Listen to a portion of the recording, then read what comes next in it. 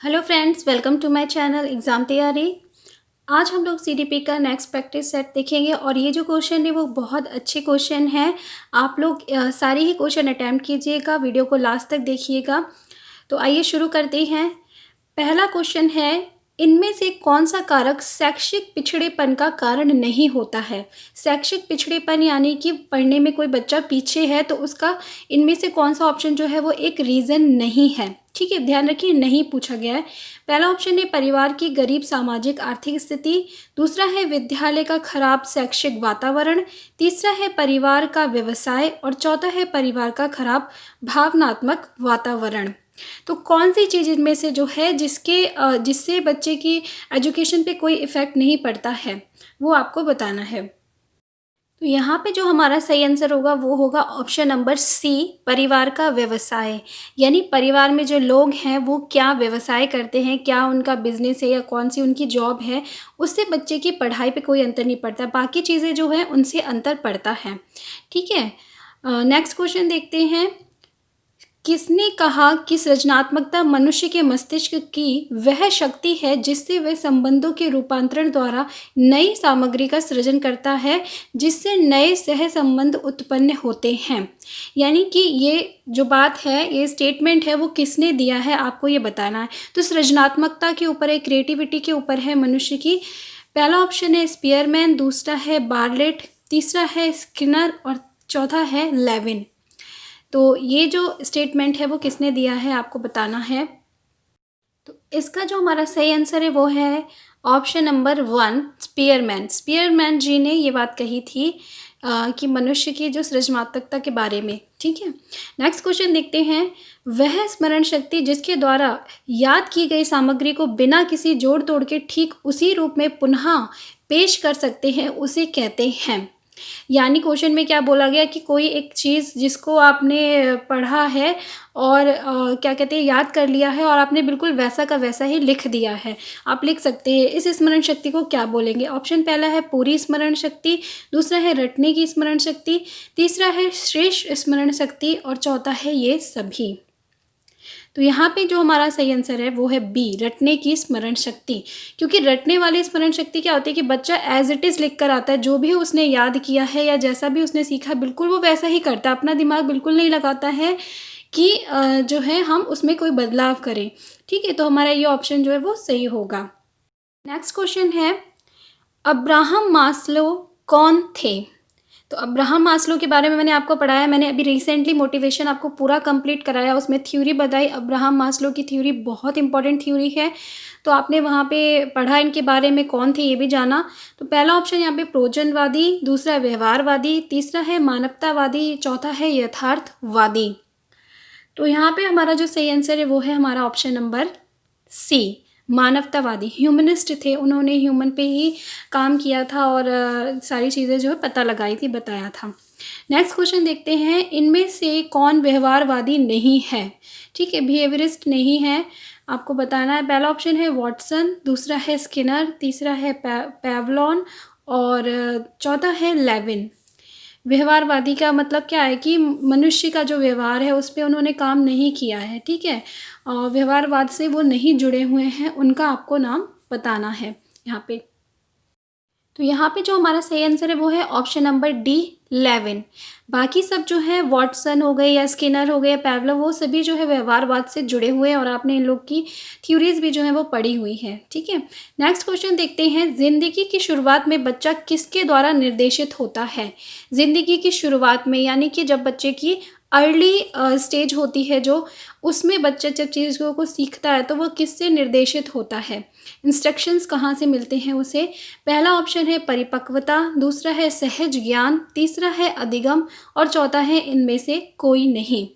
तो early stage जब होती है तो वो बच्चा मैच्योर तो होता नहीं, परिपक्व तो नहीं होता है, वहाँ पे क्या होता है सहज ज्ञान से वो चीज़ों को सीखता है। ठीक है, तो ऑप्शन बी जो है वो हमारा यहाँ पे सही आंसर होगा। देखिए आप कितने अलग क्वेश्चन है ये और बहुत अच्छे क्वेश्चन है ये।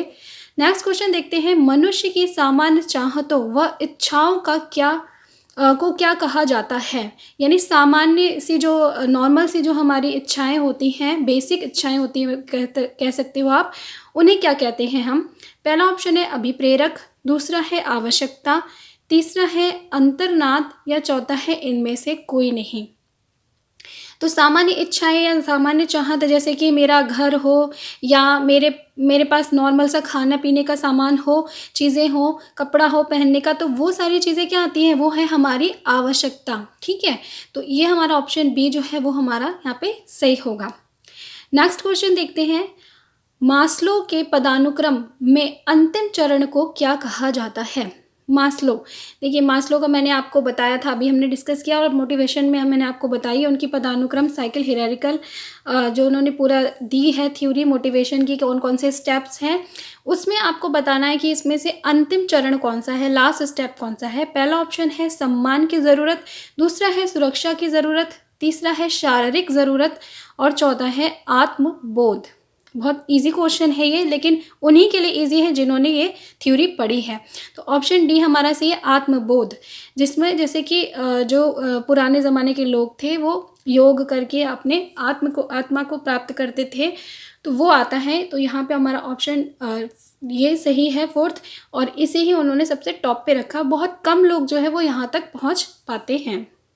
नेक्स्ट क्वेश्चन है, वह प्रक्रिया जिसमें व्यक्ति उसके स्वयं के प्रयासों के द्वारा अपनी क्षमताओं को पहचानता है, वह उनको विकसित करता है ताकि वह वातावरण में समायोजित हो सके। यानी कि व्यक्ति क्या है, ऐसे प्रयास करता है, अपने खुद से ही प्रयास करता है और फिर जानता है कि मेरे में क्या कैपेबिलिटीज़ हैं, और फिर उनको क्या है वो विकसित करता है, डेवलप करता है, ताकि जो उसके आसपास का माहौल है उसमें वो अपने आप को एडजस्ट कर सके। तो वो क्या है, पहला है मार्गदर्शन, दूसरा है परामर्श, तीसरा है अभिप्रेरणा और चौथा है इनमें से कोई नहीं। तो यहाँ पे कीवर्ड क्या है, वो स्वयं काम कर रहा है, स्वयं के प्रयास कर रहा है कि आपका एक एनवायरनमेंट है, उसमें आपको एडजस्ट होना है। आप ऐसे माहौल में हो, मान लिया आप इंडिया से किसी विदेश में गए, आप ठीक है फॉरेन कंट्री में गए, वहाँ आपको एडजस्ट होना है, तो आप खुद से प्रयास करोगे कि वहाँ के माहौल में ढलने के लिए। ठीक है, तो वो जो चीज़ है वो क्या कहलाएगी। तो यहाँ पे जो हमारा सही आंसर होगा वो होगा सी, अभिप्रेरणा, यानी मोटिवेशन। आप खुद से मोटिवेट होगे कि हाँ मुझे करना है, मुझे इस माहौल में एडजस्ट होना है, और अपने अंदर आप परिवर्तन लेकर आओगे और उस माहौल में एडजस्ट होगे। तो ऑप्शन सी हमारा सही होगा। नेक्स्ट क्वेश्चन देखते हैं, व्यवहारिक क्षमताओं में वह सापेक्ष स्थायी परिवर्तन जो कि प्रबलित अभ्यास का परिणाम होता है उसे क्या कहते हैं। व्यवहारिक क्षमताओं में यानी आपके व्यवहार की जो क्षमताएं, उनमें आपने क्या किया, एक परिवर्तन किया, जो कैसा परिवर्तन है, स्थायी परिवर्तन है। ठीक है, जो कि प्रबलित अभ्यास का परिणाम, यानी कि आप रेगुलर प्रैक्टिस करते आए हो, उसकी वजह से परिवर्तन आया है, तो वो क्या कहलाता है। पहला ऑप्शन है अधिगम, दूसरा है अभिप्रेरणा, तीसरा है अभिवृत्ति और चौथा है इनमें से कोई नहीं। तो हमारा जो सही आंसर है वो है ऑप्शन नंबर डी, अधिगम।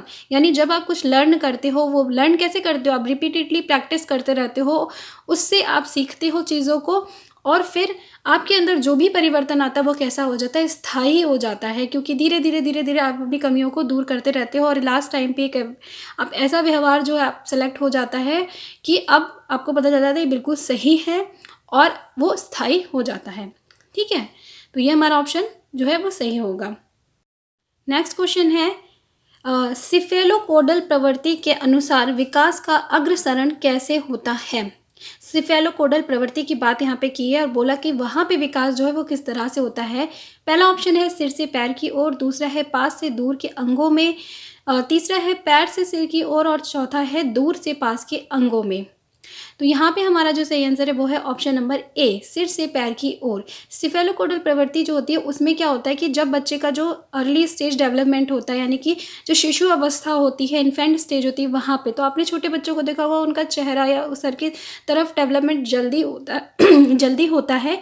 तो ऑप्शन ए जो है वो हमारा सही आंसर होगा। नेक्स्ट क्वेश्चन देखते हैं, जीन पियाजे द्वारा परिभाषित वह अवस्था जहां संज्ञानात्मक विकास बालक के अपनी इंद्रियों के प्रयोग तथा बाहरी दुनिया का पता लगाने के प्रयासों से होता है, उसका आपको नाम बताना है। तो आपने पियाजे की सारी अवस्थाएं पढ़ी हैं, संज्ञानात्मक जो उन्होंने थ्योरी दी थी, सिद्धांत दिया था उसकी। यहाँ पे फर्स्ट ऑप्शन है ज्ञानेंद्रिय अवस्था, दूसरा है पूर्व पराचालित अवस्था, तीसरा है ठोस अवस्था, चौथा इनमें से कोई नहीं।